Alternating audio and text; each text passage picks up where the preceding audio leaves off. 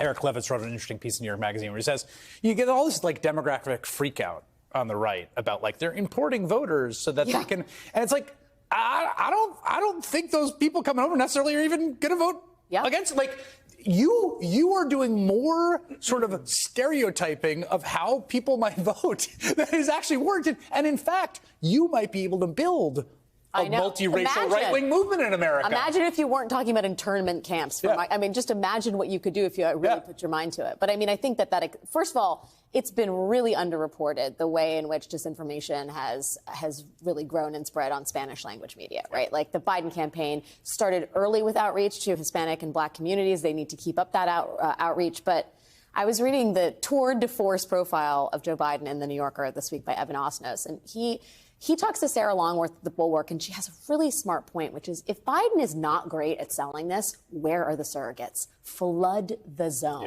Everywhere. The right wing is so adept at this, right? Everything from talk radio to social media to the main networks. I mean, everybody's saying the same thing over and over and over and over again, and the lies become truth. Here, the truth needs to be accepted as the truth, and he needs so many ambassadors on his side saying that thing. And I keep thinking, I think it's exactly correct, because I think that you can't, I mean, the word media is because we are an intermediary, right? Like things happen here and you're here, and what our job is to do literally is to be like, right? We're right in the middle. That's what we do. We mediate, okay? That has collapsed to a degree that I haven't, I mean, not us, but generally out there, like I just don't know where anyone's getting their information. Right. And I thought about that voter we had last night. We was talking about like healthcare, and she had like real concerns, like tangible. This is like a real voter that you can really talk to. Yeah. Healthcare, an IEP for a kid. And it's like how voters are connecting the dots of like, these are the things I care about, and these are the candidates. And like, even just the basic, here's where they are on the issues. Yeah. That to me is a big challenge too. Oh yeah, and I think you're right that the mediating role of there being a formal media in between things that happen in the world and how people find out about them, that sort of dissolving a little bit as we move to different forms and democratized forms of media is absolutely true. But the other thing that is like less comfortable to talk about is that what's replacing it to a large degree is bad faith, bad actor disinformation, not misinformation, not people, getting stuff wrong by accident, but deliberate disinformation. Yes. And that space in Spanish language media, in English language media, in social media, and in all the other ways that people access information online is absolutely toxic right now, and deliberately so. It is not people trying hard and failing. It is bad actors trying to destroy us as a country. And the fact that information space is policed almost not at all, or is policed by actors who actually want that, like Elon Musk. Yes, exactly. That's a national security problem for the United States. Yeah, and it's a real democratic challenge. I mean, it's a short-term challenge for anyone trying to get any message out about what's going on. Yeah. But it's also just a profound. It is the environment in which this campaign is going to take place. Yep. And I have to say, like, having covered this and sort of watched it, like, this is the worst I've seen that information environment. I would say since 2016, which was a bad year for that. And to your point about like surrogates, and also the other thing they're talking about, like they're going to do a lot of paid media. Now, where that paid media is going to go and who it's going to reach and how well you can target it's going to matter a lot.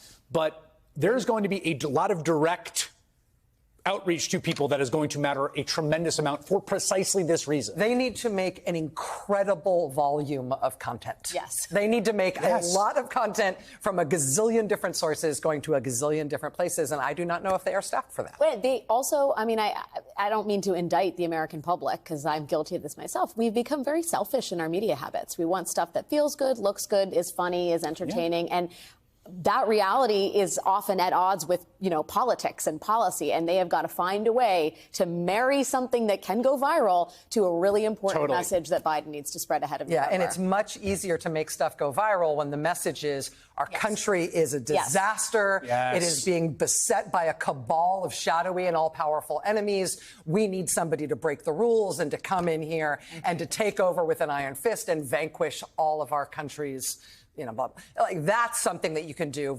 virally very easily the message that we're taking care of your student loans and you're going to be able to hold on to your health insurance. And by the way, we're bringing inflation down and the economic, the job market is good. That's really hard to make sing. The Republicans give lots of fodder to the end of days thesis, though. I mean, there's definitely a fire and brimstone message that Biden could perpetuate that would not be untruthful. Yeah. There's also the fact that this touches on something Steve's talking about. I mean, anytime you see a president whose approval rating is, say, in the 38, 39, 40, 41 and that, right? What it means is that that person is losing parts of their own coalition, their own voters, right? So when you saw that 87% number, again, all these numbers, like, this is all guesswork. Everyone's just sampling has gone to hell in the world of polling. People are doing their best. But there's enough aggregate data over time to show certain things.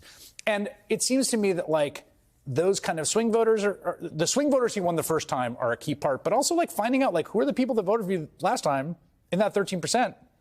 And where are they now and why not is, like, the most low-hanging fruit and the most clear strategy. I think the good thing is the information on voters, the data that we have, with the right resources is pretty extraordinary. Like, they can find them if they want to find them. Yes. It's terrifying. It's very Orwellian, but they can find them. And I actually do have confidence in their ability to find them. Same. Whether they can convince them, whether they can bring them back whether they can bring them back home again, I think is an open question.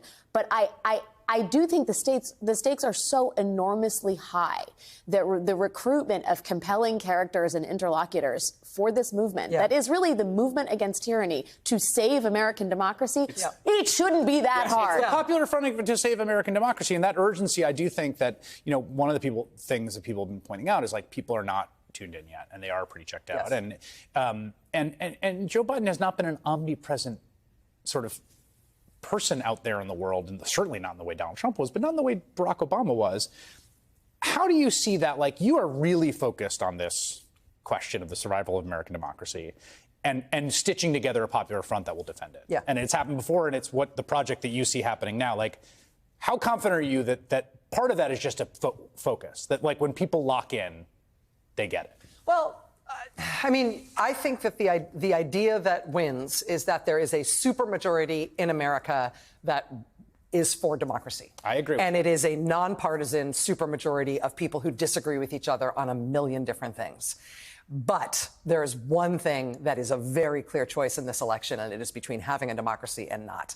And if you can get people to accept that basic idea, which is a Popular Front idea, if you can get people to see that Chris Hayes and Liz Cheney are in the same room for some reason, and that might mean something. I mean, there's a million different dyads like that you can draw. I do think that you can get there over the next 8 months. This is an early time for the Republicans to be locking up their nominee. But this is around the same time that John McCain locked it up in 2008, and John Kerry locked it up in 2004, and Al Gore locked it up in 2000. And there is this feeling when you get an early lockup in the primary, wow, this campaign's got a head of steam. They're going to carry this all the way to the fall. All three of those guys I just mentioned lost in the fall. And I think we should keep in mind what the timeline is here. There's a lot of time and a country that fundamentally I agree with you. Like, I think a lot of work to do, too. A lot of work, a lot of wood to chop. Yeah. Mato and Alex Wagner. This is just a delight. Let's do this all the time. I would Sure. just you want to just go through 9, 10? Fine by me. I'll let you go get back to iNews and that old thing. All right. Thank you, Chris.